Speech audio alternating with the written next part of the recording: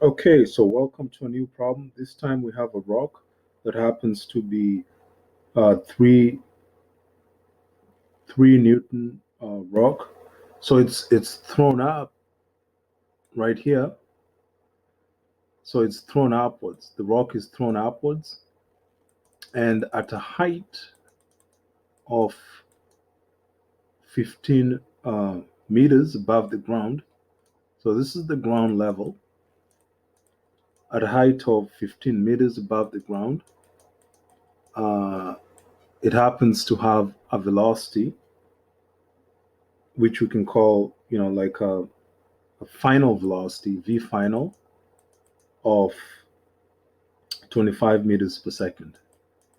So there are two parts to this problem. The first part is that we have to find the speed as it left the ground, and then the second part, we have to find the maximum height.